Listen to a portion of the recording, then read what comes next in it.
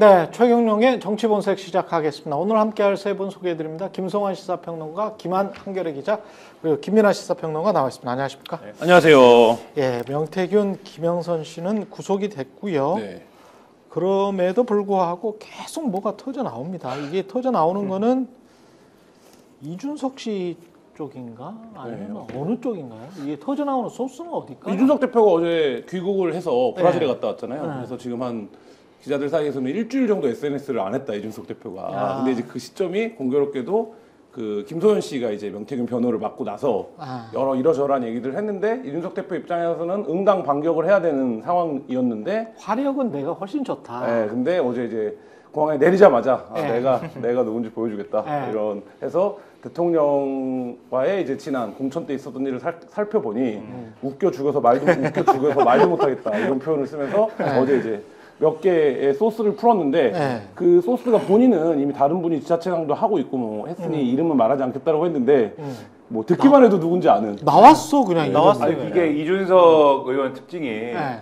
분명히 자기는 공항에서 내렸을 때는 여기까지만 한다는 바운더리를 나름대로 결심을 하고 정하고 얘기를 했을 거예요. 네. 근데 기자들이 여러 장소에서 물어보고 또 물어보고 전화하고 이러면은 국회에서도 물어보고 네. 공항에서도 물어보고 결국은 얘기를 합니다.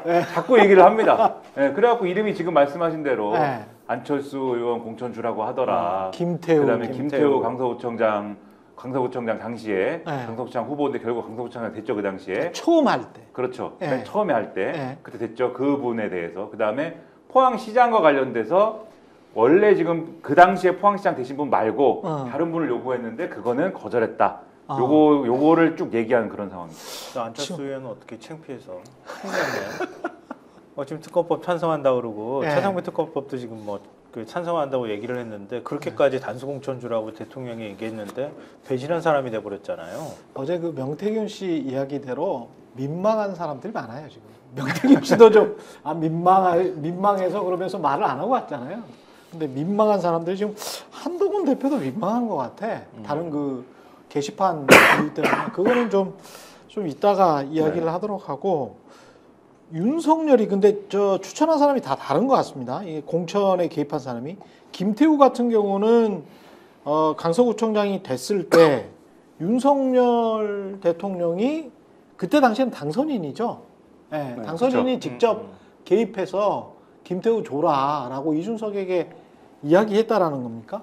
그죠?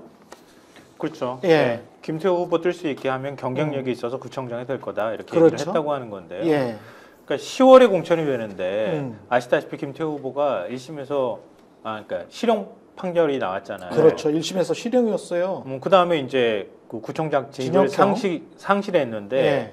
다시 윤 대통령이 사면을 해줬잖아요. 사면해줄 때 이미 다시 구청장에 내보내려고 생각을 했던 것 같아요. 예. 그러니까 그래서 4월에 이 얘기를 했다고 하는 거거든요. 4월 말. 그러니까 특사를 할 때 그 무렵에 그냥 4월 말에 윤 대통령이 방금 전에 제가 말씀드린 것처럼 그렇게 그냥 얘기를 했다는 겁니다. 그리고 난 다음에 10월에 재보궐선거에 출마할 수 있게 됐잖아요. 당시 당내에서 얼마나 반발이 많았어요. 그렇죠. 근데 그거 뚫고 대통령이 그냥 공천 주라고 얘기를 했던 거고, 그때 재보궐선거 참패한 게 윤석열 정권 심판론에 불을 붙이는 계기가 됐던 거죠. 이제 자기 스스로가 불을 붙여서 자기가 심판받았던 거라고 볼 이 수밖에 김태우 없는 사건이 거죠. 굉장히 재밌는 사건이잖아요. 그러니까 뭐 박근혜 정부 얘기할 때 십상시 사건에서부터 이제 몰락이 시작됐다라는 표현을 우리가 많이 쓰는데, 이 지금 말하자면 윤석열 정부가 어떻게 될지 모르지만 이 강서구청장 선거가 굉장히 중요한 출발점인데, 여기에 이제 김태우 씨가 어떤 분입니까? 청와대로 파견을 왔다가 청와대에서 뭔가 비리를 저질렀어요. 검찰로 돌려보냈습니다. 검찰로 돌려보내서 징계를 받았어요. 근데 그리고 어떻게 됐습니까? 민정에서는 그 감사를 중단했죠. 그래서 그러니까 이걸 어떻게 합니까? 민정수석 기소한 사건 아닙니까? 검찰이? 그렇죠. 조국이랑 연결되어 있는 사건입니다. 민정수석 기소했던 사건이고, 그 기소했던 검사가 지금 이제 논란이 되고 있는 그 이정섭 검사가 수사검사거든요. 그러니까 뭐 이런 사건이에요. 근데 이거를 조국 대표의 관점에서 보면 윤석열 어쨌든 검사가 데리고 있었던 수사관인데, 이 수사관에 자기네가 징계를 하려고 하니까 이 부분에 대해서 보복을 이제 했다라는 프레임으로 보고 있거든요. 근데 실제 이제 그런 상황들이 전개가 되오다가 말씀하신 것처럼, 근데 하필이면 이 사람을 사면까지 시켜주고 후에 다시 출마할 수 있게 해준다? 이거는 사실 사면은 대통령의 고유 권한이라고 우리가 많이 말하지 않습니까? 그렇죠. 그럼 이거는 대통령이만 할 수 있는 일을 김태호를 위해서 해줬다. 이렇게 봐도 되고 그게 또 공천을 위해서. 네, 모든 권한이 있지만 대통령이 이 사람을 선거에 내보내주기 위해서 본인의 고유 권한인 사면권까지 써서 선거를 하게 해줬다. 이 지금 상황이 되는 거죠. 굉장히 좀 심각한 헌정 유린입니다. 이거는 어떤 사적 복수심이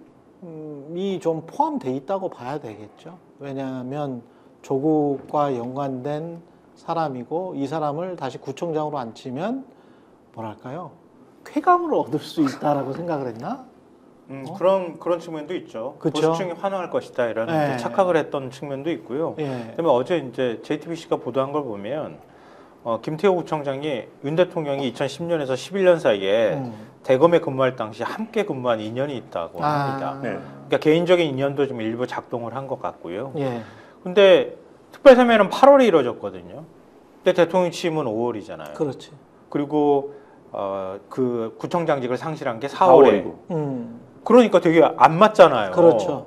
특별사면을 해주고 난 다음에 공천을 주면 모르겠는데 아예 사실은 공천 얘기가 나오기도 전에 공천 심사도 이루어지기 전에 4월에 그냥 1심 딱 나오고 난 다음부터 얘 그냥 줘 이렇게 됐다는 거예요. 이거 진짜 헌정 유린인데 뭐 이런 식으로 국정을 운영을 하지? 그리고 이제 예. 이런 특별 취급을 하는 가운데 예. 김태호 씨는 완전히 이제 특별 취급을 하는 상황이고, 그리고 이제 윤석열 대통령이 어느 정도로 신경을 쓰느냐면은 JTBC 보도에도 나오지만, 그러니까 이걸 공천을 이 사람을 해줘야 되지 않아?라고 이제 이준석 대표한테 얘기도 하지만 동시에 또 박성중한테도 이야기. 그렇죠. 네. 이게 이제 구청장이기 때문에 이 구청장 후보는 이런 사람을 이렇게 공천했으면 좋겠습니다라고 1차적으로 시도당에서 논의를 한다는 거예요. 예. 근데 그 당시에 서울시당 위원장이 박성준 의원이라는 겁니다.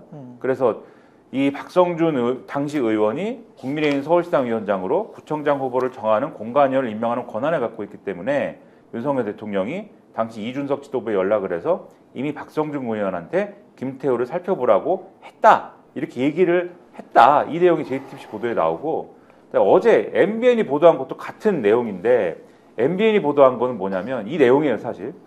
윤석열 대통령이 시구청장 공천은 시도당 정결 사항이기 때문에 대표를 패싱할 수 있다. 이런 취지로 말을 했다라는 녹취를 이준석 의원이 갖고 있다. 그러니까 이준석 의원한테 내가 그냥 박성중한테 얘기하면 되는 거 아니냐? 또는 뭐 다른 시도당, 예를 들면은 뭐 경북도당에다 얘기하면 되는 거 아니냐? 이런 식으로 이준석 의원한테 얘기한 바도 있는 거다. 내가 법적인 권한이 있다. 그럴. 본인한테 법적인 권한은 없겠죠. 없겠지만 대표를 거치지 않아도 된다, 이 공천은. 그러니까 시도당 위원장의 시도당 위원장이 이 사람에게 공천을 주겠다고 하면, 가령 박성중 서울시당 위원장이 김태호 후보가 좋다고 하면 대표가 그거에 대해서 존중을 하고 시도당이 결정하는 건데, 시도당이 그냥 결정을 하면 또 거기에 대해서 대표가 도장만 찍으면 되는 건데, 정결 사항이니까 예. 그렇게 해도 되는 건데 왜 대표가 그거를 이렇게 목리를 부리냐, 뭐 이런 취지에 아마도 압박을 한 게 아닌가 싶은 그런 얘기도 있는 거거든요. 이 말씀을 왜 드리냐면, 지금 이준석 의원의 어제 스탠스가 뭐냐면, 어제도 좀 말씀드렸습니다만 여러 가지 얘기를 하는데 윤석열 대통령이 공천에 개입했을 수도 있습니다라는 취지의 얘기를 쭉 한 거잖아요. 네. 근데 그러면서도 무슨 얘기를 하냐면, 그런데 윤석열 대통령이 이런 얘기 했지만 사실 또 어떤 취지의 얘기를 또 했냐면, 선거 전략상 당시 대통령 당선이 나고 당대표가 뭐 이런 얘기를 할 수도 있습니다. 예. 그래서 이게 뭐 지금 와서 보면은 뭐 문제가 된다고 얘기하는 분들도 있겠지만 그 당시에는 문제가 크게 된다고 생각하지 않았습니다. 이렇게 얘기를 하거든요. 즉 이 얘기는 검찰에 가서 진술을 할 때, 예를 들면 진술을 지금 해야 되는 상황 아닙니까? 진술을 할 때 그것에 대해서 그다지 뭐 압박이라든가 이런 취지로 느끼지 않았다라고 진술할 가능성을 지금 열어놓은 상황인데, 그렇더라고요. 그런데 예. 만약에 지금 이게 윤석열 대통령이 대표 그냥 패싱하고, 쉽게 얘기하면 대표 패싱하고 시도당 위원장 통해가지고 그냥 할 수도 있는 거야 라고 얘기하는 녹취를 이준석 의원이 갖고 있고 그걸 검찰에 내면 얘기가 달라지지 않습니까? 이거는 그런 얘기까지도 이준석 의원은 언론에 하고 있는 거다. 네, 이런 얘기입니다. 근데 이게 시점이 잘 안 맞아요. 제가 다시 확인해 그렇죠. 보니까 대법원에서 헛갈리죠. 상고를 기각하는 원심을 확정한 판결이 있었던 게 5월 18일이에요. 5월 18일 2022년. 네. 예. 근데 윤석열 대통령이 4월 말에 얘기했다는 거잖아요. 아. 그러니까 대법원에서 상고 기각할 거라는 게 뭐 대부분의 관측이긴 했지만 상고 기각도 안 한 시점에서 대통령이 그냥 김태우 줘 이렇게 얘기를 했다는 거예요. 웃기는 거지 사실은. 그러면 대법원에서 대통령- 상고 기각할 줄 알았다? 알았다. 그러니까 그러니까 뭐 두 가지 가능성이 다 있겠죠. 알았거나 아니면 그렇게 되더라도 내가 사면해주면 되니까 뭐 이렇게 생각했겠죠. 재보고를 하든지 말든지, 예. 네, 나는 뭐 하겠다. 네. 근데 윤석열 대통령이 여기서 조금 의구심이 윤석열 대통령이 그런 강력한 어떤 그 믿음, 생각 요런 그 확신을 가지게 된 계기가 뭐 본인만의 생각이었을까 이런 의심도 좀 있습니다. 뭐, 저는. 어떤 말씀을 하고 싶은 거예요? 예. 그러니까 윤석열 대통령이 정치적 판단을 할 때 음. 혼자만의 판단을 하지 않잖아요. 늘 조언을 해주는 분이 있지 않습니까? 그 곁에는 윤석열 대통령 곁에는. 김건희 씨? 네, 김건희 여사님이 많은 정치적 정부적 조언을 해주시는데 음. 조국 전 장관과 관련된 어쨌든 방금 앞에 말씀하신 여러 가지 맥락들 이 문재인 정권 심판론과 플러스 그 당시의 분위기 속에서 예. 보수층을 결집시키고 선거를 요 기조를 끌고 가서 이 지방선거 승리까지 쭉 이어가려면은 어떤 카드를 갖고 가야 되는가의 문제에 있어서 윤석열 대통령에게 이 모든 절차를 거스르고 완전히 국민의힘의 이 이준석 지도부까지 쭉 밀어가지고 이 사람은 반드시 공천을 해야 되라는 이 입력이 어디서 왔을까에 대해서 평론가 입장에서는 약간 의심되는 그런 내용도 있는 거죠. 사실은 뭐 근거가 확실히 있는 건 아닙니다만. 이게 상식적인 사람들은 이렇게 대결적인 특히 이제 대통령이 되고 나서는 대결적인 국면으로 가는 것보다는 포용과 화합 맨날 그 이야기 했었잖아요. 그리고 이제 김태우 씨 같은 경우는 제가 이제 KBS 내에 있을 텐데 그때도 이거는 말이 안 된다라고 보수도 그랬었던 것 같거든요. 그렇죠. 예. 네. 보수도 이건 말이 안 된다라고 했었는데 이렇게 무리하게 진행됐던 이유가 드러나는 것 같고. 그리고 그때 기억해 보시면 언론 보도들 예. 찾아보면 지금도 나오는데 그때 처음으로 이 지방선거 공천은 시도당 위원장이 할 수 있다라는 게 되게 부각됐어요. 그러니까 그 전까지는 한 번도 어떤 지방선거에서도 시도당 위원장이 당연히 물론 영향력을 행사하죠. 근데 그럼에도 불구하고 공천의 권한 자체가 대표가 아니라 예. 시도당 위원장회가 있다는 얘기를 한 적은 거의 없어요. 그거는 사실 한국의 정당 그거에서 맞지 않죠. 근데 그때는 계속 박성준 의원이 강조가 되면서 시도당 의원한테 권한이 있는 거다라는 보도들이 많이 나왔었거든요. 근데 서울시당 위원장이었던 박성준 의원의 그 이후의 행보를 보면 언론 탄압하고 뭐 사람 그 언론인들 욕하고 뭐 이런 앞장서서. 걸로 앞장섰었거든요. 근데 이 사람이 저도 이제 그 사람의 비난을 굉장히 많이 받았고 그랬으니까 근데 이 사람이 이제 지방행정고시인가 출신이잖아요. 근데 보통 구청장 출신. 그쵸. 서초구청. 그렇죠. 네. 그냥 보통의 행정관료 출신들이 하지 않는 이상한 행동, 지나치게 극단적으로 정치적으로 사람들을 날새게 공격하고 그게 좀 저거는 저렇게 막 무리하게 공격하고 막 엉터리 공격도 많았었거든요. 막 뭐 저에 대한 것도 굉장히 허위에 근거해서 제가 민원연에서 얼마? 1억? 2억을 받고 뭐 강연을 한 것처럼 보도자료 뿌리려고 하고 KBS에 전화하고 막 난리가 났었던 의원인데 민동기 기자라는 분을 좌파라고 했습니다. 그렇지.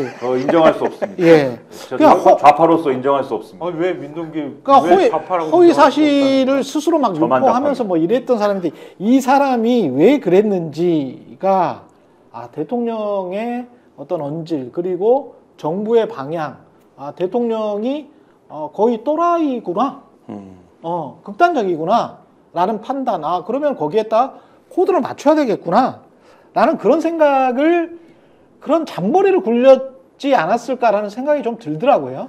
예. 그런 의심이 강해지고 박성중 의원이 네. 그런 식으로 이제 정치적 삶을 살았던 이유가 이제 그런 거 아닐까라는 의심이 크게 들고 그리고 이제 이후에 김태우 씨가 이제 그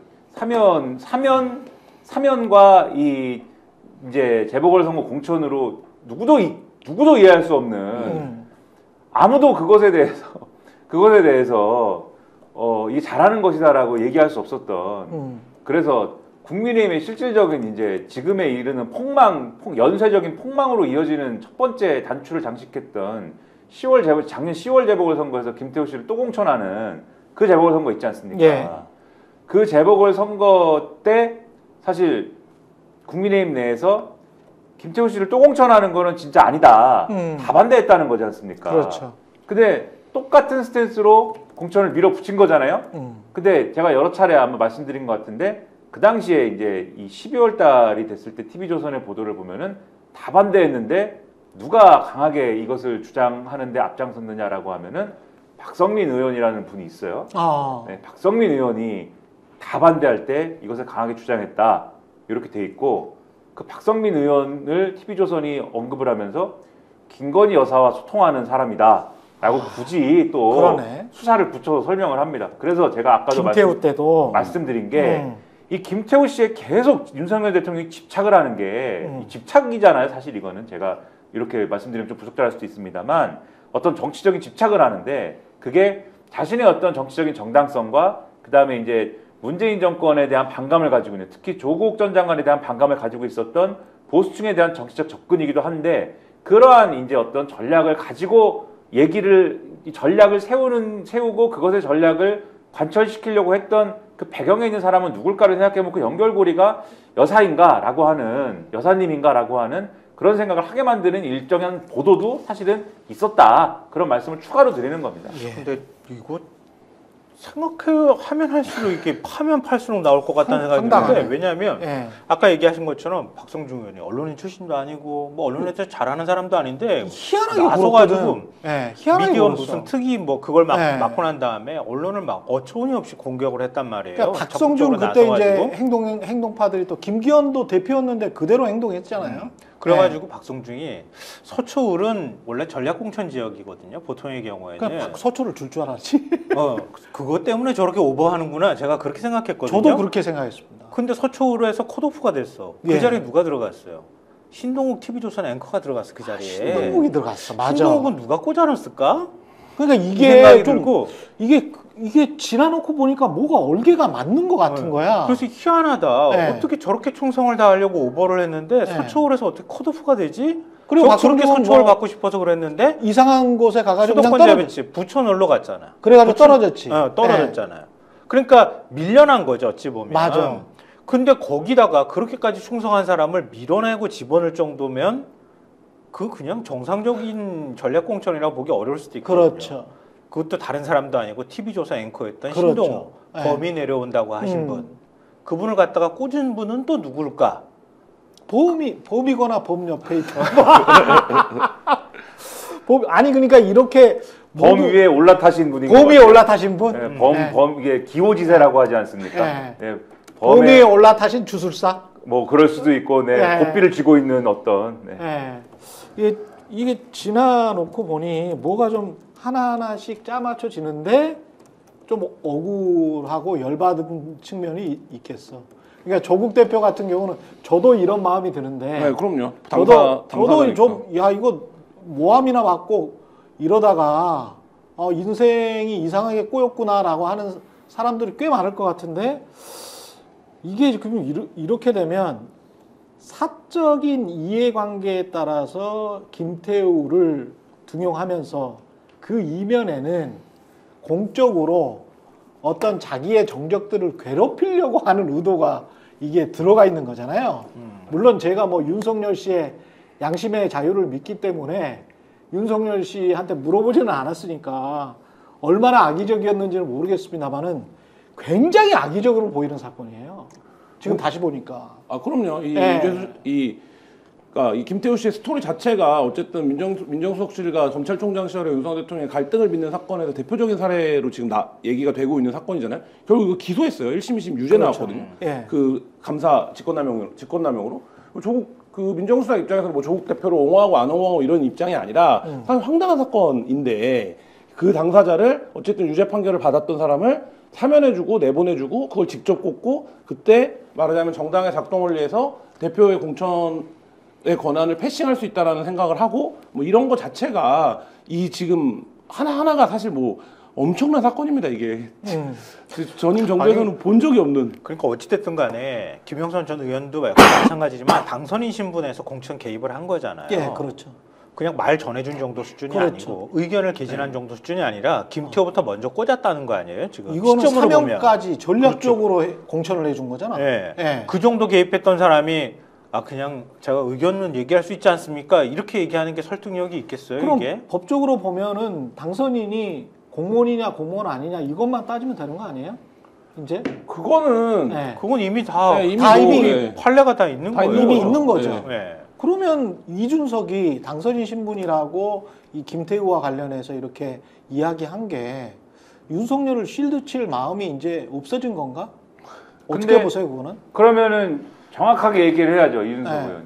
그 당시 나는 그런 압박을 받았고 그런 압박 속에서 나름대로의 노력을 했으나 그런 윤석열 대통령의 공천 개입, 당무 개입, 그리고 여러 가지 압박 뭐 이런 것들 때문에 상당한 이 당무에 있어서의 어려움이 있었다. 예. 이렇게 얘기를 해야죠. 아, 그런데 오늘도 언론에 보면은 이준석 의원이 어제 한 얘기들이 이렇게 나와 있어요. 당연히 대통령과 소통할 수 있는 부분도 있다. 누군가 대통령과 여사의 의중입니다라고 이름을 팔아서 당 공천관리에 영향을 끼치려고 한 경우가 있을 때 윤석열 대통령에게 이 사람이 이런 소리 하고 있던데 알아둬야 할 일이 있습니까라고 뭐 물어보기도 했다. 그러니까 계속 소통이라고 해. 그렇죠. 아, 그리고 또 최근 일련의 기준들을 보면 이런 소통이 문제가 될 수 있다고 생각하지만 당대표랑 당선자가 공천을 상의할 수 있다고 생각한다. 뭐 이렇게 계속 얘기를 해요. 그러면서 대통령이 뭐 이렇게 얘기한 공천 관련 발언들은 법적으로는 문제가 없다. 이렇게 또 얘기를 합니다. 예. 다만 이런 얘기도 해요. 검찰에서 확인이 필요한 부분이 있어서 조사하겠다고 하면 당연히 가서 이미 나와 있는 것보다 더 확실한 것들을 이야기해 줄 의향이 있다. 어제 이제 얘기를 했잖아요. 근데 이게 확실한 것들을 이야기해 줄 의향이 있다라는 뉘앙스가 오늘 우리가 알게 된 뭐 안철수, 김태우 뭐 이런 거를 얘기하겠다라는 건지 어제는 알았는데 이거 이상의 이제 어떤 녹취라든가 이게 있다는 의미인지 요거는 이제 좀 더 확인을 해봐야 되겠죠. 하지만 지금 어쨌든 오늘까지의 이준석 의원의 스탠스는 이 지금까지 우리가 알고 있는 요런 내용들은 윤석열 대통령하고 당 대표 입장에서는 할 수도 있는 얘기다.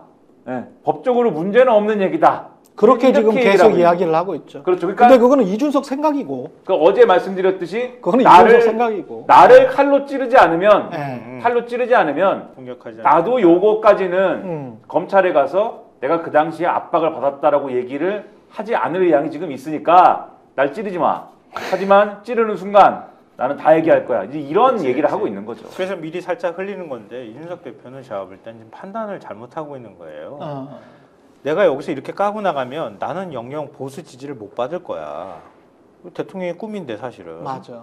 그러니까 보수 쪽에서 나를 완전히 버리면 나는 이제 끝나는 거야. 이런 불안감들이 아마 작동하고 있는 것 같아요. 전부 다 유승민화 될 것을 두려워하고 있어요. 그렇죠. 예. 그러니까 그것 때문에 지금 주춤주춤하고 있는데 거꾸로 말하면 그러는 사이에 자기 이미지, 자기 그동안의 싸움. 개혁적인 이미지나 이거 다 완전히 망가져 버리고 있거든요. 그러니까 이준석이라고 하는 새로운 정치인에 대한 기대감 그리고 흔히들 우리 뭐 얘기하지만 2030 젊은 남성들이 이준석 대표를 지지했을 때 그래도 기존 정치권하고는 좀 다른 정치를 하리라고 하는 기대감 이런 것들이 있었던 거잖아요. 그렇죠. 근데 봤더니 뭐 구태는 똑같네. 뒤에서 협잡하고 적당히 뭐 눈 감아주거나 적당히 타협하거나 자기들끼리 짝짝꿍하는 건 똑같은 친구였구만. 이 평가 못 받으면은 보수에서 버려지는 것뿐만 아니라 2030 남성들한테서도 먼저 버려지는 거예요. 그렇죠. 예. 그러면 뭘 할 수 있겠어? 그냥 보수에 그냥 그렇고 그런 기존 정치인하고 똑같은 정치인이 되고자 하는 길로 가고 있는 거다. 판단 잘못하면 안 뭐 된다. 정치적으로는 김상현 평론가님 말씀에 다 동의하고 근데 이준석 대표 입장에서 보면 지금 법리적인 문제가 좀 있죠. 그러니까 예를 들면 아까 이준석의 생각이라고 얘기하셨지만 이준석 대표 지금 검찰이 뭘 갖고 있는지 몰라요. 그러니까 검찰이 뭘 갖고 있는지를 모르는 상태고 그렇죠. 그다음에 하드디스크에서 뭐가 나왔는지 뭐가 모르잖아. 나왔는지 모르고 PC가 네. 지금 포렌식이 됐다는 거 아닙니까? 그렇기 때문에 자기가 어쨌든 내밀하게 주고받았던 얘기들이 물론 명태균 씨 한정된 얘기겠습니다만 어떤 것들까지 검찰이 들고 있는지를 모르고 그 상황에서 검찰이 뭘 들고 나올지 모르죠. 이준석 대표 입장에서는 지금. 뭐 찔리는 거 더군다나- 많이 했나 보죠. 네, 그러니까 그런 거죠. 그러니까 더군다나 명태균 씨 구속됐기 때문에 그렇죠. 명태균 씨가 뭘 얘기할지도 모르고 그리고 명태균 씨의 변호사는 자기한테 엄청 적대적이야. 자기를 막 지상파 악의 방송에 축이라고. 나와서 악의 축이라 그래. 그러니까 이준석 대표 입장에서는 정치적인 부분에 대한 어떤 고려와 함께 실제 이게 그리고 어제 뭐 당당하게 부르면 가겠다 나 부르면 감당할 수 있겠어 이런 취지로 얘기한 거 아닙니까? 근데 그럼에도 불구하고 본인이 어쨌든 법리적으로 어떻게 대응을 해야 되는지를 아직 다 상대편을 본 게 아니기 때문에 그렇지. 예, 뭐 그런 부분들이 지금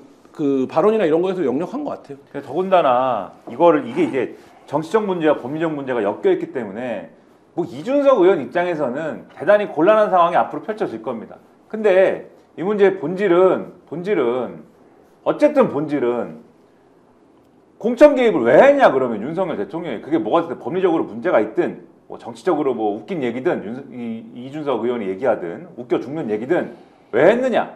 그 명태균 씨가 우리 이 그동안 확인한 무상 여론조사, 그 다음에 공천 개입, 그 다음에 또 우리 김한 기자가 열심히 취재한 창원 산단 이렇게 이어지는 이게 대선의 어떤 이 불공정한 권력의 정당성을 의심하게 만드는 불공정한 대선과 그 다음에 이 당의 이제 어떤 정당의 민주주의를 훼손하는 공천 개입과 그 다음에 부정부패를 의심케 하는 창원 산단 이렇게 이어지는 이 하나의 고리 이게 사실은 사건의 본체인 거잖아요.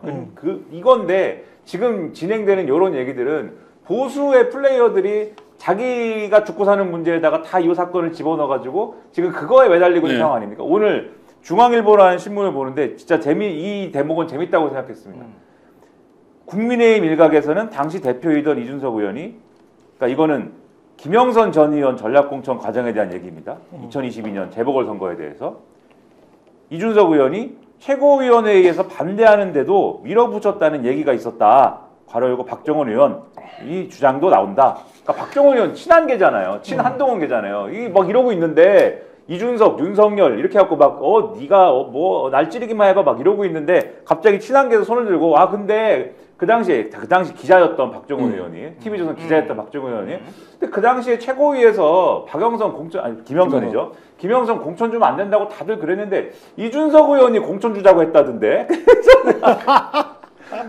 굿이나 보고 떡이나 먹으면 되는 친한계에서 손 들고 이거는 이준석 탓인 것 같은데 지금 이러는 거예요 또. 그러니까 자기들끼리의 이 보수 진영 내 플레이어들이 요거를 활용해갖고 요거를 차도살인하고 자기들끼리 밀어내고 이렇게 죽이고 저렇게 죽이고 이 난리를 지금 하고 있다. 이럴 때냐? 특검이나 받으세요. 특검을 받아야 지금 뭐 하는 겁니까 이게? 그러니까 이준석 대표가 이중의 포지션에서 어렵죠. 왜냐하면 그게 대통령의 공천 개입이 있었다고 하더라도 그 공천 결국 이준석 대표가 한 거거든요. 그렇지. 네, 그러니까 이준석 대표는 선택을 해야 돼요. 내가 너무 압박을 심하게 받아갖고 뭐 어떻게 내가 그때 상황 알지 않냐? 나 쫓아내려고 했다. 나도 어쩔 수 없었다. 이런 스탠스로 가든가 아니면 문제가 없어야 돼요. 그 공천이. 그렇지. 네, 그러면 지금까지는 여기서 왔다 갔다 하는 거예요. 그러니까 예를 들면 대통령이랑 그런 연락하기도 했고 받기도 했고 했는데 뭐 그런 건 통상적인 문제는 일이고 없어. 문제는 이걸로 가는데 소통이야.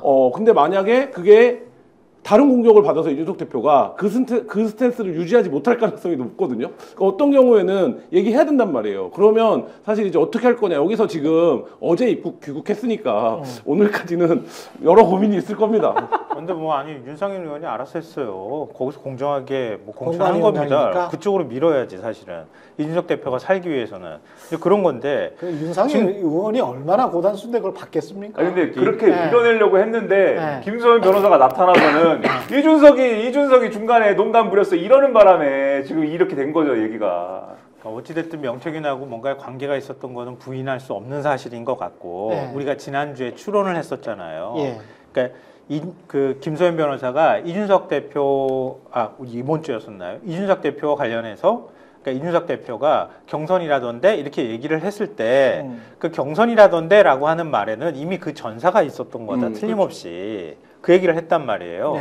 근데 진짜 있다. 그건 이제 확인이 되고 있는 거잖아요. 그러니까 그 전사가 뭐냐? 그러니까 대통령하고의 전사의 문제가 아니라 명태균하고 대체 어디까지 전사가 있었던 건지 그건 확인해 볼 필요가 있을 것 같고요. 그 중요한 거는 이런 거예요. 우리가 일반적인 정치인 같으면은 내가 직접 전화하면 어떤 문제가 생기는지를 너무 잘 알잖아요. 그러니까 다른 사람을 시켜서 한단 말이에요. 보통의 경우에는. 근데 윤석열이라는 사람은 직접 전화기를 막 들어버려. 그냥.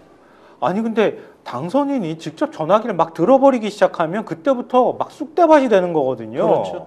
아니 그걸 어떻게 거부를 해. 근데 이 사람은 그때부터 지금까지 국정 운영하는 방식부터 그 시절부터 지금까지 똑같다는 거야. 맞습니다. 모든 걸 결정하거나 할 때. 그러니까 자기가 나서가지고 안 나서도 되는 자리 낄 때 안 낄 때 구분 안 하고 막 정책 같은 것도 참모들이 판단해가지고 보고서 올리면 판단하면 되는 건데 그게 아니라 그거 좋아 내가 할게 그리고 그냥 포항 앞바다에 석유 막 펑펑 쏟아집니다 이렇게 나오는 스타일이라는 거예요. 검사 출신한테 들은 적이 있는데 보통 이제 가서 이 보고를 하러 들어가면 똑같아요. 그냥 원래 지시를 그렇게 하고 그리고 지시한 게 좀 무리해서 반대의 어떤 이야기를 하러 들어가도 놔두고 가라라고 해놓고 근데 뭐라고 이렇게 이야기를 하잖아요. 이런 문제가 있다라고 이렇게 첫 보고를 하자마자 그대로 진행시켜. 좋아 빠르게 가. 좋아 빠르게 가. 그냥 다리를 보통 책상 위에 딱 올려놓고 그렇게 이야기를 한답니다. 이게 아니 이제 그게 아니고 검사 이렇게 출신 얘기하면은 눈이 탁 치켜뜨고 아무도 말 못하는 분위기일 거란 말이에요. 아니 그렇게 뭐 그거는 이제 조금 더 본인이 역정이 났을 때 그렇게 하는 거고 보통은 그냥 무슨 말을 해도 그냥 진행시켜라는 게 이 사람의 고집불통의 전략이었다는데 검찰 무소불위의 검찰에서는 그랬을 수도 있죠. 근데 이거는 정치란 말이죠. 보고 있는 사람이 한두 사람도 아니고 구중궁궐도 아니고 서초동 검찰청이야말로 진짜 구중궁궐이죠. 누가 어디서 무슨 일이 일어나는지 어떻게 알겠습니까? 거기에서. 그러니까 검사들끼리만 알지. 김성환 평론가님 말씀하신 게 예. 당선인이 직접 얘기하면 바로 그게 잘못됐을 경우에는 되돌릴 수도 없고 문제가 되기 때문에 예. 다른 사람을 좀 이렇게 우리가 그 시중의 용어로 얘기하면 쿠션을 그렇지, 쓸고 쿠션을 줘서 먹이지. 이렇게 해야 되는데 그게 안 되는 사람이다. 그 말씀이 이제 맞는데 저는 이제 그런 의심도 드는 거죠, 사실. 윤석열 대통령이 그 다른 사람일 수도 있다. 네. 윤석열 대통령이 뒤에서 쓰리 쿠션을 먹인 사람이 또 있어. 윤석열 대통령이 중간 전달사일 수도 있는 거다. 네. 그런 그래, 의심도 그거 든다. 어제 뭐 기자 몇이랑 얘기하다 그 얘기를 했는데 대통령이 구청장 꼽는 거 어떻게 생각하냐? 아니 그게 진짜 이거 말 이게 어이가 없는 급이 안 맞는 일이거든요. 그러니까 진짜. 예를 들면 내가 대통령이 아니더라도 맞아, 어디 맞아. 구청장을 하나 내가 아는 사람을 막 열심히 뛰고 있어. 시켜주고 싶어. 그래도 국회의원만 되더라도 이 얘기를 직접 안 합니다. 그렇지. 예. 그렇지. 떨어지게, 쪽팔리게. 예, 직접 안 해요. 아. 그렇기 때문에 이게 어떻게든 전달하는 방식이 커뮤니케이션 하는 통로나 방식이 있어야 되는 건데 그렇죠. 지금 여기 어떤 겁니까? 포항시장? 경북도당 전화 걸어. 서울시장? 야, 구청장이야? 서울시 전화. 이렇게 가는 거예요. 그분이 다 통화를 했다는 거잖아요.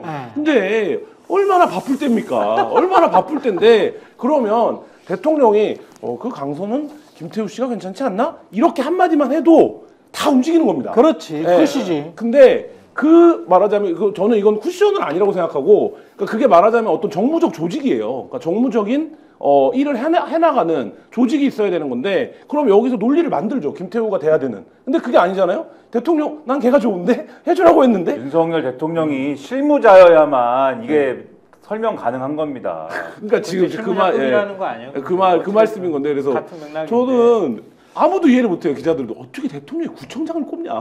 그러니까 이준석 의원이 한 말이 그걸 수도 있어요. 왜냐면은 지금 김태우는 대통령이 꽂았는데 됐고 김건희는 안 됐잖아요.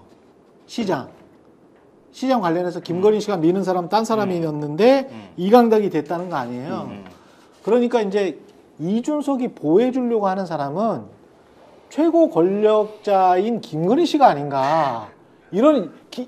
이제까지 이준석 씨가 한 말 중에서 이준석 의원이 한 말 중에서 김건희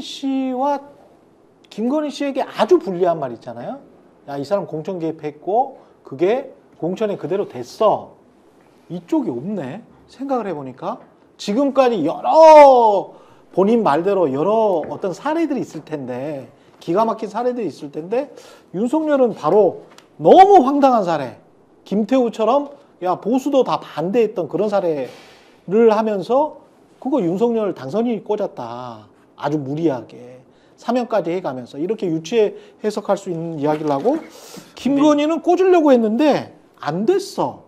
이렇게 지금 이야기를 하고 있습니다. 근데 이게 예. 똑같은 패턴에서 이루어졌던 일이라고 해석해버리면 우리가 좀 착각할 수 있는데요. 예. 제가 이렇게 보면 예. 김태우가 윤 대통령하고 직접 뭐 검사실부터 쓰던 휴대폰으로 전화 통화를 했는지 어쩌는지 모르겠지만 윤 대통령은 하여튼 조국 사태라고 하는 건 자기 인생에 있어서 굉장히 중요한 거란 말이에요. 예. 그걸 김태우가 물고 들어갔던 사람이니까 어찌됐든 간에 그 상징성을 자기는 계속 갖고 나가고 싶었을 것 같다. 그러니까 김태우는 그렇게 해가지고 꽂으려고 했던 것 같다. 저는 그렇게 보고요. 그다음에 김현선 같은 경우에는 이거는 거의 100% 김건희 여사 작품이잖아요. 얘기를 하자면. 음. 왜냐하면 우리가 계속 선거 캠프 얘기를 했지만 예. 김건희 여사가 선거 캠프를 사실상 주도한 거란 말이에요. 애초부터 만들 때부터. 그런 것 같습니다. 그러면 김건희 여사도 뭔가 무기가 있어야 뭐 아는 척을 하든 젠체를 하든 뭘 얘기를 할 거 아니에요. 네. 그리고 더군다나 김건희 여사 지금 돈을 500만 원 줬다고 하는 시점이 홍준표 지금 대구시장하고 경선일 때란 말이에요. 예. 그거 저 명태균 씨가 그 강혜경 씨한테 그 조작해 뭐 2% 더 높게 해줘 뭐 이렇게 얘기를 했던 그 시점이란 말이에요. 그 돈을 줬다고 하는 500만 원을 줬다고 하는 시점.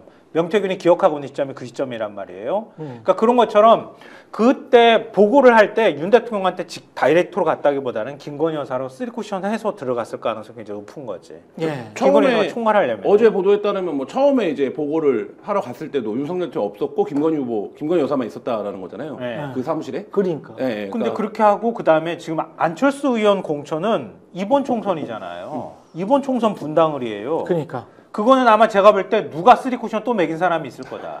왜냐면 안철수랑은 완전 척졌거든요. 제가 알기로는 안철수 쪽에서 캠프에서 일했던 사람들은 대통령실 참모로도 못 들어갔어요. 아예 뭐 몇 적 이렇게 해가지고 아예 리스트를 대통령실에서 인사수석 비서관실에서 갖고 있었다 그래요.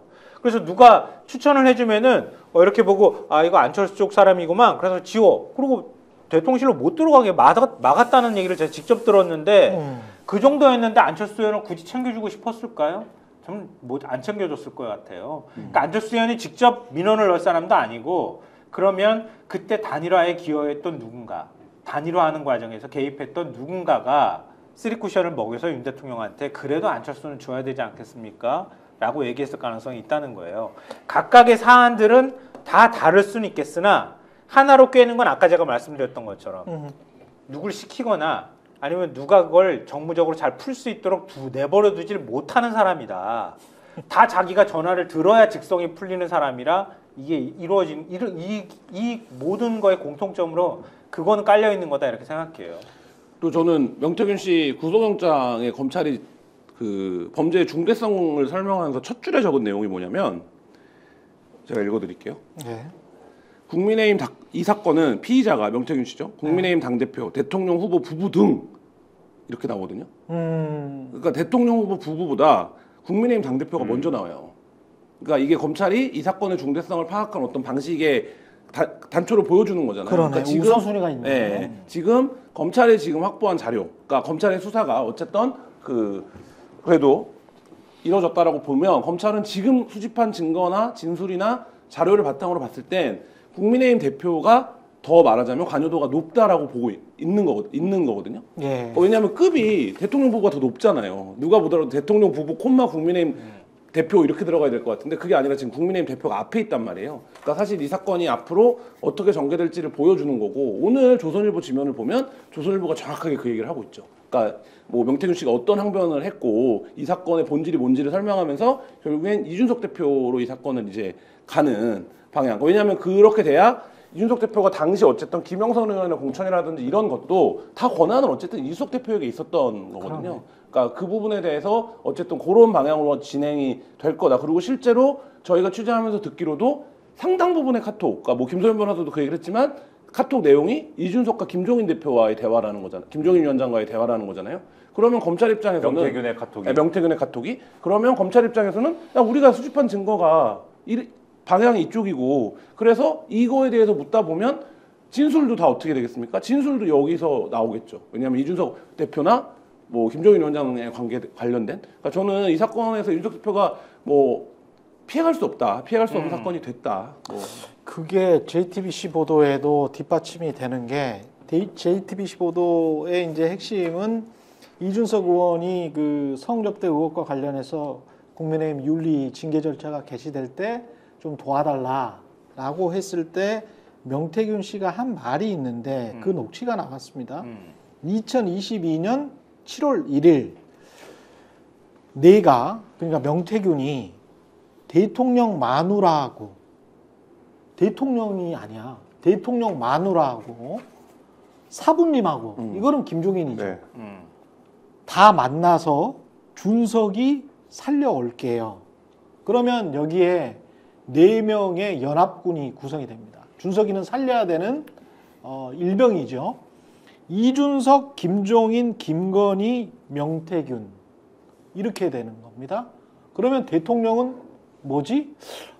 어떻게 보면 2년 반 동안 우리 국민들이 대통령 잘못한다고 막 이야기를 해왔었는데 허수아비와 싸우고 있었나? 실무자신 거죠. 예, 실무자와 싸우고 있었나? 상당 기간은 근데 이들이 장난을 친 건가? 시점적으로 보면 굉장히 네. 묘한 시점인데 지금 이제 대통령실의 설명, 그러니까 그 명태균 씨와의 접촉이 끊어졌다는 대통령실의 설명이 요 시기랑 물리거든요. 그러니까 이준석 징계 국면이랑. 그러니까 그래서 저희도 취재할 때 많이 그러니까 확인했던 내용이 뭐냐면 요 이준석 징계가 대단한 기점이긴 해요. 이 명태균 씨를 중심으로 놓고 보면. 그러니까 명태균 씨가 용산과의 관계라든지 대통령과를 통해서 뭔가 문제를 푸는 거를 요 이준석 징계가 있기 전까지는 대통령 같이 언급하는데 이준석 징계 이후에는 사실 이제 대통령보다는 여사 쪽에 언급이 많거든요. 그럼 그렇게 보면 이 이준석 징계를 놓고 윤석열 대통령과 명태균 아니면 명태균의 이제 말하자 그 함성덕 교수가 한 얘기 아닙니까?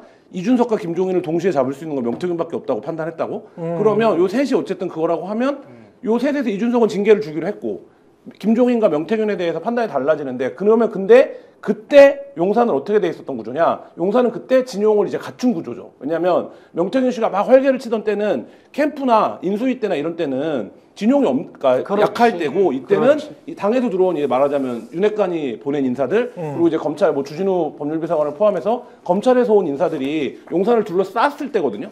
그렇기 때문에 사실 이제 요때 굉장한 말하자면 권력투쟁 뭐 이런 것들이 전개됐는데 그 아이템이 이준석 징계였다 이런 생각이 들고 김건희 여사는 이명수 기자 통화나 이런 데서도 많이 드러나지만 되게 이렇게 F적인 사람이잖아요. 그러니까 MBTI로 말하면 이렇게 감성적이고 잘 지내야 된다고 생각하고 이런 사람이고 막 누구를 죽여야 된다 이런 얘기는 잘 안 해요. 그렇죠. 예, 그러니까 여기 이 국면에서도 말하자면 김건희 여사의 판단과 말하자면 대통령의 판단 어때 달랐을 수 있죠. 근데 여기는 그래서 김건희 여사를 통해서 이걸 설득해 보려고 했는데 이런 얘기거든요, 이게. 근데 결국엔 우리가 이제 결과는 알고 있는 거잖아요. 이준석 징계는 내려졌거든요. 그렇지. 그러면 결국엔 이 명태균 그룹이라고 하는 그룹이 이 사건에서 패배한 거 아니냐. 뭐 이런 그렇게 볼 수도 있겠다. 관점, 그러니까 해석도 가능하죠. 근데 이제 인간관계라는 스펙트럼으로 보면 적의 적은 나의 친구 아닙니까? 적의 적은 나의 친구. 이 당시 이준석의 적은 어쨌든 윤핵관인 거잖아요. 그 당시에 여러 가지 워딩이나 이런 걸 보면 윤석열 윤핵관 요 워딩을 많이 얘기하잖아요. 이준석 대표가. 이 당시에 뭐 김건희 여사에는 얘기 안 하지 않습니까? 이준석 의원은. 그러니까 윤석열 윤핵관 이 워딩으로 항상 이제 적인 것이고 그리고 김건희 여사는 김건희 여사대로 이 뭐 이철규 의원은 모르겠는데 소위 말하는 윤핵관 중에 장제원 권성동 은 대통령실 내에서 이 인맥들하고 김건희 라인들은 대립을 하고 막 이랬던 거잖아요. 이 직전 국면에서. 그러니까는 적의 적은 나의 친구, 그죠? 적의 적은 나의 친구. 정확하게 말하면 적의 적은 나의 친구라는 어떤 구도 속에서 이게 꼭 김건희 여사가 뭐 그런 의지를 이렇게 연합군을 구성해야겠다는 의지를 갖지 않더라도 김건희 여사와 이준석, 명태균 요 그룹은 말을 틀 수밖에 없는 그러한 어떤 구심력이 작용하는 구조였을 것이다. 그래서 사실 이후까지 대화가 된 게 아니냐 이런 의심을 가질 수 있는 거예요. 근데 지금까지 공개된 녹취록 보면요, 일관된 거는 어찌됐든 명태균은 김건희 쪽으로 계속 김건희 여사랑 같이 움직여왔다. 이거는 뭐 분명하잖아요. 그렇죠. 윤 대통령은 어찌 보면 김건희 여사를 통해서 만나거나 얘기를 할 수 있는 상대였다. 이렇게 볼 수 있거든요. 근데 지금 공개된 거 보면은 그러니까 명태균이 김건희 여사나 대통령의 일정들을 다 파악하고 뭐 주식 투자 얘기도 하고 이렇게 하는 게 2022년 6월 좀 길게 보면 7월이거든요. 그러니까 어제 나온 것들을 보면은 그러니까 7월에 현대중공업 간다는 걸 엿새 전에 알았다고 얘기를 하고 있잖아요. 7월 말까지는 얘기가 되는 거예요. 그게 이준석 대표 징계 국면하고 같이 맞물려 있는 거예요. 그러네. 그리고 또 하나 힌트가 되는 건 2022년 10월 무렵쯤에 10월 11월 그 무렵쯤에 공직기강이 명태균을 만나는 과정이 있었던 거잖아요. 그렇군요. 그러니까 윤 대통령하고는 라인을 그때 끊어버렸다. 사실상 그 위험합니다라고 얘기를 보고를 했던 대통령은 거리를 두기 시작했다. 이렇게 보는 거고 김건희 여사는 끊임없이 계속 명태균하고 연락을 주고받으면서 뭔가를 했다. 그렇죠. 근데 예. 그것 중에 하나의 맥락이 이제 창원 산단 뭐 그런 얘기로 거죠. 연결이 되는 거잖아요. 그게 23년 11월 달의 일이니까. 그러네. 예. 그러니까 그렇게 하고 올해 초까지 지금 22년 11월. 예. 그러니까 텔레그램 복원까지 지금 하고 그 텔레그램까지 지금 변호인이 공개를 한 상황이잖아요. 구속영장 청구 전날에도 보냈다는 거잖아요. 그것도 굉장히 흥미로운데 이게 누구적인지 모르겠어요. 나는. 그걸 텔레그램을 이렇게 공개를 해버리면 어떻게 되는 거예요? 여사하고 계속 얘기를 주고받았다는 얘기가 되잖아. 그렇지. 예. 아니라고 부정하기 위해서 텔레그램을 공개했는지 모르겠지만 어찌됐든 간에 김건희란 사람하고는 명태균은 계속 끈끈하게 관계들이 올해 초까지도 유지돼 왔다고 보는 거에 맞는 거예요. 그렇죠. 그리고 심지어는 지금 상황이 벌어지고 난 다음에 검찰 수사 앞두고 나서도 구속 여부 앞두고 나서도 여사와 계속 주고받았을 가능성이 이제 충분히 있게 된 상황이니까요. 아, 김건희 여사 핸드폰 압수수색하면 모든 진실이 다 밝혀질 것 같은데. 버렸을 거예요. 번호 바꿨잖아요. 예. 그 이번에 기자회견할 때 제가 니죽 간 거라고 속되게 그렇죠. 니죽 예. 깔았다 얘기했잖아요. 그렇죠. 예. 그러니까 휴대폰을 바꾼다고 하는 거를 예. 그럴싸한 명분을 만들어서 그렇지. 대통령 전화번호하고 이걸 일종의 증거인멸이에요. 증거인멸한 거지. 네, 예. 증거인멸 하겠습니다라고 예. 국민들한테 만천하에 공개하고 증거인멸을 한 거예요. 그렇습니다. 예. 그냥 바꾸면 안 되니까. 예. 트럼프 때문에 골프 쳤다는 이야기하고 똑같은 것 같습니다. 사실은 트럼프 때문에 그치. 골프 친 게 아니고 응. 그냥 골프 치고 싶어서 8월 달부터 친 건데. 미륵보살급 예지력 아닙니까? 예, 그 트럼프가 될지 어떻게 알고 예. 4일 전에도 골프를 치시고 예. 8월부터 트럼프가 될 것이 분명하니 난 오늘부터 골프 연습을 시작해야겠다. 이거는 그립부터 거의 다시 잡고. 예, 미륵보살 아니면 힘든 예지력이죠. 예. 광고하고요. 잠깐 이재명 1차 관문입니다. D-Day 1심 선고가 있는 날인데요. 그래서 시나리오를 좀 한번 짜보겠습니다. 예. 아니 왜 아직도 3년간 같은 통신사 인터넷 계속 쓰고 계세요? 인터넷 가입 시 48만원 무신 경동 시 추가 혜택이 주어집니다. 인터넷 비교원 통해 인터넷 가입하고 지인에게 홍보해주세요. 지금 네이버에 인터넷 비교원 검색 후 30만의 경동 행복 비교해보세요. 그 교회에서 이거. 보인다는 거야. 네. 인터넷 가입 혜택 비교하느라 시간 낭비하고 계시는 분들에게 3년마다 가입만 해도 현금 사은품을 주는 인터넷 비교원을 소개합니다. 인터넷과 휴대폰 그리고 가전제품 렌탈을 비교원을 통해 가입할 때 최대 48만 원, 알뜰폰 또는 휴대폰을 통신사만 변경해도 최대 30만 원, 정수기 렌탈 최대 30만 원, 총 최대 108만 원의 현금 혜택 받으실 수 있습니다. 현금 사은품 혜택 원치 않는다면 삼성 55인치 TV 선택 가능하고요. 인터넷 신규 가입 후 소개한 친구가 가입할 경우 신세계 상품권 4만 원을 무제한으로 드립니다. 그리고 가입할 때 스픽스 유튜브가 왔다 그러면은 비타민 B가 들어있는 웰세이브의 비타민 B 제품을 드리는 이벤트도 함께 진행 중입니다. 지금 바로 1670-2571로 연락 주시거나 네이버에서 인터넷 비교원을 검색한 후 문의해 주시기 바랍니다. 태릉 골프장 너무 재밌는 얘기죠. 태릉 골프장을 볼 수 있는 전망대가 있다고요? 10월 네. 10월 한 20일 무렵이었나? 예. 그러니까 제보를 받았는데 예. 그 거기가 이제 태릉이지 않습니까? 노원? 네. 근데 거기에 그 재개발하려고 지금 다 밀어놓은 데가 있나 봐요. 아, 그래요? 근데 이제 교회가 하나 있다는 거예요. 아, 교회는 거기 아직 안 밀렸고. 예. 예. 그러니까 거기 교회 다니시는 분들이 예. 이렇게 봤는데 네. 윤석열인 것 같았다는 거예요. 그래갖고 사진을 막 찍고 찍었다. 그랬대요. 근데 그러니까 이제 그런데 미치겠다. 그게 누군지는 네. 모르지만 이게 의전이 복잡하잖아요. 대통령이 네. 왔다 가면. 그래서 아 이게 대통령 맞구나 이렇게 생각을 했다는 거예요. 그래서 이제 제보를 해줬어요. 거기 와서 그 보면 보인다. 오늘 한겨레도 나왔습니다만 한미연합 군사훈련할 때 골프 쳤다며요. 너무하는 거 아닙니까 진짜? 맨날 국방 안보 이러면서 제가 골프를 안 쳐봐갖고 네. 어제 근데 갑자기 기진맥진 마감을 끝났는데 이제 5매짜리 이제 저희 잡지에 들어가는 앞에 이제 이렇게 읽을 거리로 들어가는 걸 뭘 하나 쓰라는 거예요. 그래서 네. 그 골프를 쓰라는 거예요. 네. 그래갖고 나는 골프가 근데 얼마나 하지 이렇게 쳐봤어요. 네. 네이버에 그렇죠. 골프 비용 이렇게 네. 첫 페이지에 뜨는 질문이 뭔지 아십니까? 뭐예요? 평일 낮에 골프 치는 사람들은 세무조사해야 되는 거 아닙니까? 그러니까 뭐 골프가 굉장히 대중화가 됐지만 네. 여전히 골프 비용 뭐 이런 걸 검색을 하면 그렇죠. 그런 말이 나오는데 그래서 제가 어제 그렇죠. 그 문장을 인용해서 썼는데 네. 대통령님 어떤 국민이 평일 낮에 골프 치면 조사 받으셔야 된답니다. 근데 그 누구랑 같이 쳤는가도 궁금한데 김건희 씨도 있다는 이야기가 있고 예, 여러 가지 이야기가 있습니다. 아니 그럼 아까 교회가 가을로 시작하는 교회예요? 교회 이름까지는 모르고 교회 이름 몰라요? 예, 가서 열심히 제가 구글 지도를 지금 찾아봤거든요. 바로 옆에 있네요. 있긴 교회가. 있어. 네, 있네요. 보이겠네. 거기 교회 다니시는 분이 제보한 거예요. 예. 그러니까 골프 코스가 다 보이겠네. 다 보인대요. 그 교회 없애기려고 보시면서 또 덤비는 거 아닌가 모르겠네. 교회에서 다 예. 보여서 보는데 이제 평상시엔 관심이 없었는데 뭔가 요란벅적했대요. 요란벅적해갖고 뭐야 이렇게 보다가 요즘 이제 핸드폰이 워낙 좋으니까 땡겨서도 보고 이렇게 한 거죠. 거기서 핸드폰으로 봐도 보이는 걸 아무나 기자가 취재한다고 네. 이거 뭐하냐 취재하지 마 이래가지고 지금 암담합니다. 그리고 기자가 전날 기자랑 마주친 거잖아요. 그렇죠. 그 다음날 갑자기 그 골프 외교를 위해서 골프 연습 친다고 이게 얼마나 눈 가리고 아웅하는 그겁니까? 아니 그리고 외교를 위해서 골프를 치면 외교가 좋아집니까?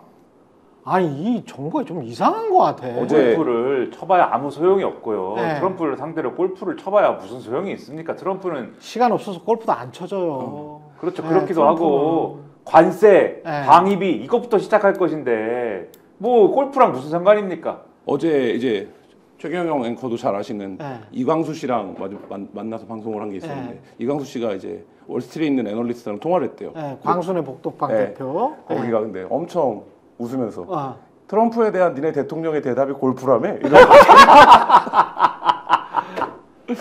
창피합니다. 진짜 창피한 일이에요. 근데 창피한 일. 아베도 그때 당시 그 생각 기억을 해보시면 그 골프 회동을 만들기 위해서 얼마나 많은 돈을 썼으며 그리고 얼마나 많이 퍼졌습니까? 골프채를 상납을 하고 네. 금으로 만든. 그래 일본 국익이 많이 훼손이 됐어요. 그 본인 체면도 많이 훼손됐고 근데 골프 치다가 벙커에가 뒤로 그쵸. 딩굴었잖아요. 딩굴었잖아요. 본인 전 체면도. 세계 토픽감이었어요. 아이 뭐 근데- 돌아가신 분한테 뭐. 그쵸. 아이, 근데 예. 아베 신조 당시 총리가 그렇게 한 거는 그 미국하고 트럼프하고 뭐 가까워지기 위한 실질적인 무슨 노력을 했다기보다는 네.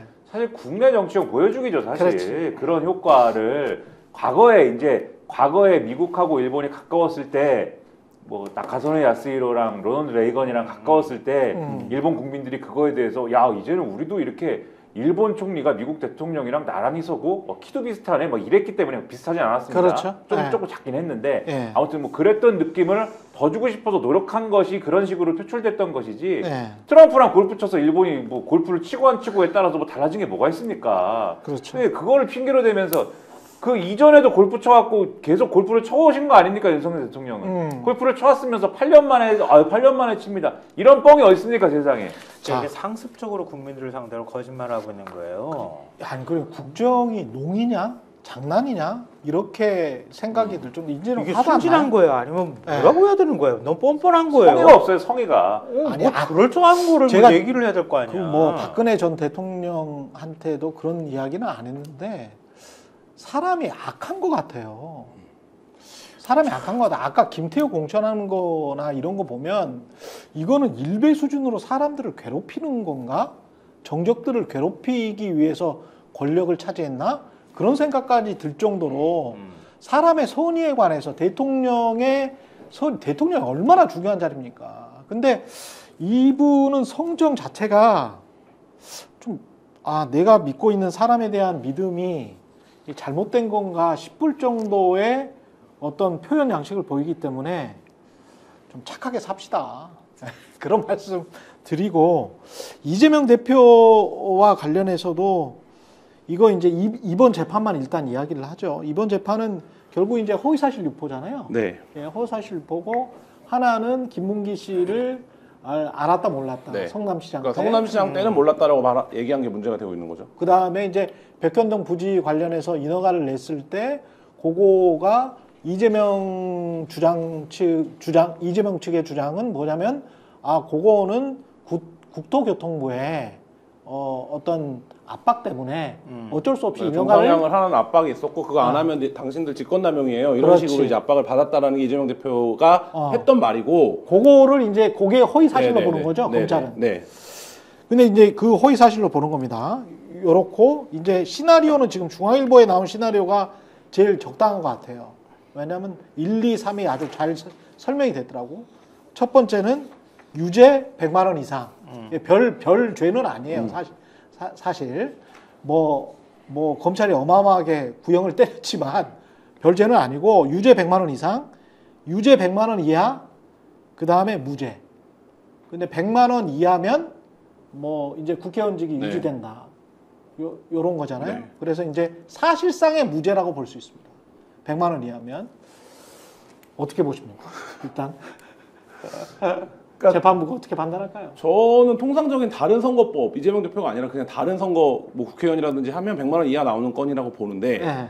그러니까 첫 번째 거는 뭐 첫 번째 거는 더 얘기가 안 돼요. 그러니까 예를 들면 그건 기억에 의존하는 주관적 주장이기 때문에 그거를 내가 뭐 모르는 사람이다 이게 아니라 뭐 기억이 안 난다라고 얘기를 했기 때문에 그거는 이제 아예 사실 다툼의 여지가 없고 문제는 지금 두 번째 거예요. 국토부. 근데 이거는 불리한 거는 재판 과정에서 그런 압박이 없었다라는 말하자면 실무자들의 진술이 있기 때문에 이 부분에서 어떻게 볼 거냐의 여부가 조금 앞에 거보다는 크리티컬한데 그럼에도 불구하고 그것도 느낌인 거지 않습니까? 그러니까 예를 들면 이재명 대표가 주관적으로 난 국토부에서 연락 오는 걸 압박이라고 느꼈다라고 표현하는 거기 때문에 사실 이제 통상적인 재판이라면 저는 100만 원, 이 건은 100만 원 안 나오는 건이라고 보는데 근데 이제 뭐 이게 지금 그런 건이 아니잖아요. 그런 상황이 다르기 때문에 그건 잘 모르겠습니다. 전 이재명 대표가 변호사 자격이 없다고 생각해요.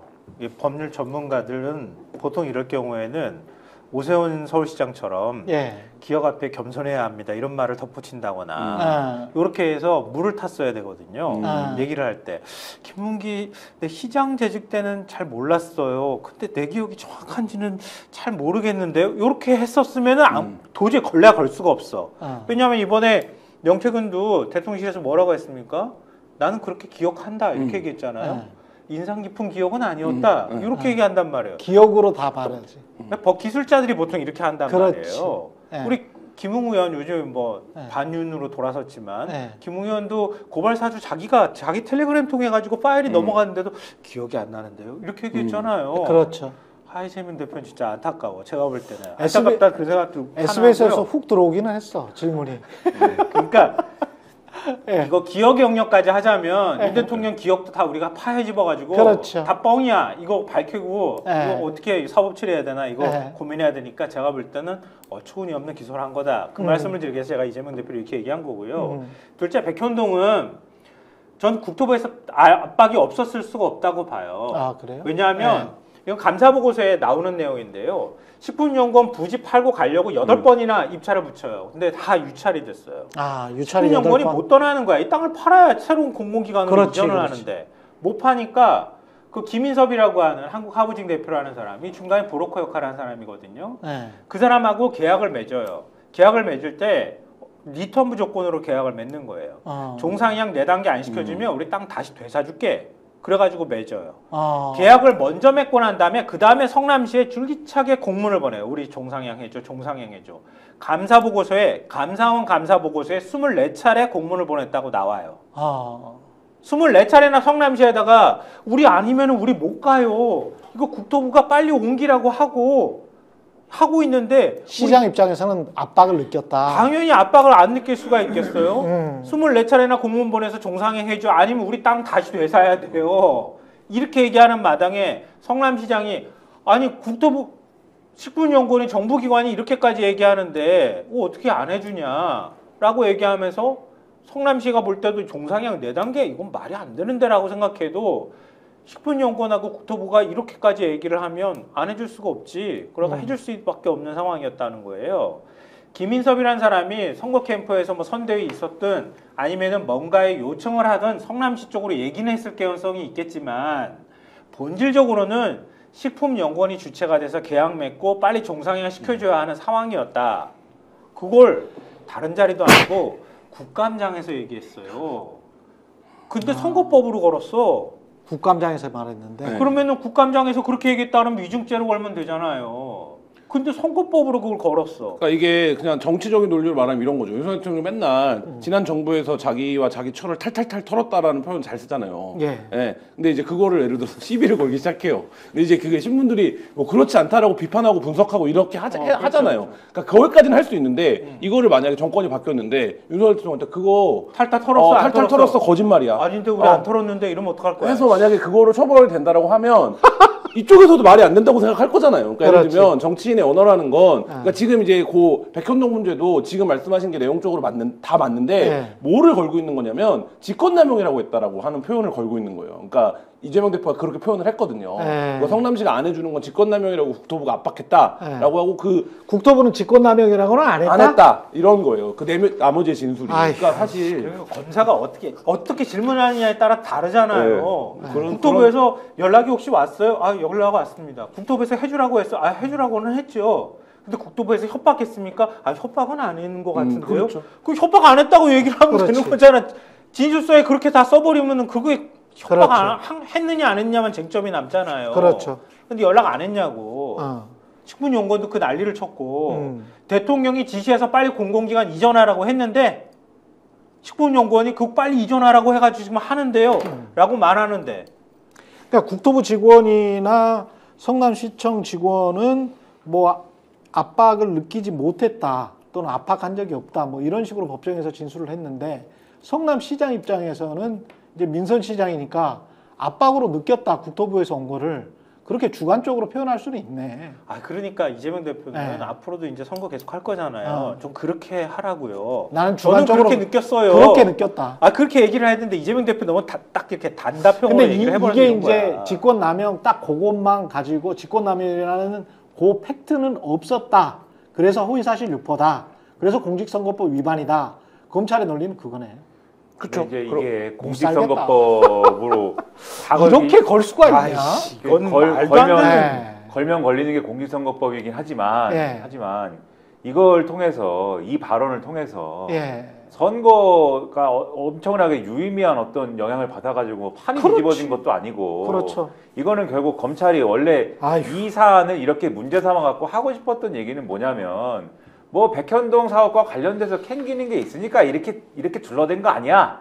그치. 그거고 김문기 씨에 대해서 모른다고 한 것도 대장동 사업과 관련돼서 이재명 대표가 뭐 깊숙이 개입한 게 있는데 김문기 씨를 안다고 하면 그 깊숙이 개입한 게 되니까 모른 척한 거 아니야. 예. 이렇게 가려고 하는 그 과정에 사실 이거 문제 삼고 그래서 기소한 거잖아요. 예. 사실 검찰의 의도는 거기 있는 거 거기 아닙니까? 있죠. 그러니까 공직선거법 위반이냐 아니냐가 애초에 본질도 아니거든요. 이 사건은. 그렇죠. 그런 점에서 사실 이게 하나하나 따져가지고 말이 이게 맞고 틀리고 이게 뭐가 대상이 되고 안 되고를 따지는 게 애초에 공직선거법 취지에 맞는 뭐 얘기도 아닌 것 같다. 저는 그런 생각이 들고 그런데 제가 이제 소위 이제 변호사분들에게 주변에 뭐 얼마 없습니다. 변호사도 사실은 뭐 몇 명 없지만 예. 물어봤습니다. 이게 어떻게 돼요?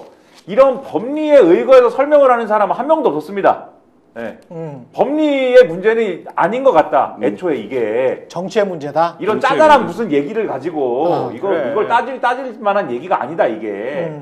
그냥 판사가 한쪽은 무조건 징역이 나와야 된다고 저 난리가 났고 그치. 한쪽은 이거 말도 안 된다라고 난리가 났으면 판사가 아이씨 어떻게 해야 돼 이러다가 적당히 100만 원 이하로 그냥. 적당히 100만 원 이하의 유죄를 때리고 싶은 마음이 들 수밖에 없는 사안이다. 그럴 대개는 것 지금 같아요. 이렇게 얘기를 하고 있거든요. 딱 중간에 그냥 80만 원. 예. 그렇게 해서 80만 원이 많거든 공직선거법에. 예. 그래서 그렇게 해가지고 좀 네. 논란을 피해갈 수 있는 판결을 내리고 좀 빠져나가고 싶은 마음일 거다. 네. 이렇게 얘기하는 분들이 많았습니다. 그렇게 될 것인지를 한번 봐야죠. 조심 아닙니다. 저도 80만 원 예상해 봅니다. 백현동에 대해서 요거는 예. 하나 또 예. 우리 구독자분들이 참고로 알아두시면 좋겠는데요. 검찰이 뭐라고 얘기했냐면요. 아까 제가 말씀드렸던 건데, 그러니까 이 대표가 그때가 압박을 어떻게 받았는지 그 증거로 공문을 제시하니까요. 검찰이 뭐라고 얘기하는 그 검찰은 단순한 협조 요청이었다. 이렇게 그렇게 주장을 하고 있죠. 24차례 협조 요청하는 그렇죠. 거를 단순한 협조 요청이다. 24차례를 아까 저 24차례 네, 공문 보내가지고 빨리 해달라고 막 최근에 국토부에서 아니 식품연구원에서 식품연구원에서. 주체가 돼가지고 근데 국토부에서 빨리 공공기관 이전해라고 얘기해서 벌어진 그렇지. 행위란 말이에요. 그렇지. 아휴, 예, 여기까지. 예. 여러분이 충분히 판단하실 수 있을 것 같아요. 예, 객관적으로 보시면 충분히 판단하실 수 있을 것 같습니다. 최근의 정치본색 김성환 시사평론가, 김한 한겨레 기자, 김민아 시사평론가와 함께했습니다. 오늘 말씀 감사합니다. 감사합니다. 스픽스는 말하는 언론입니다. 대세는 유튜브, 그중에서 스픽스. 좋아요, 댓글, 구독, 알림 설정. 여러분이 저희를 사랑해 주시고 우리가 여러분을 사랑하는 4가지 방법입니다.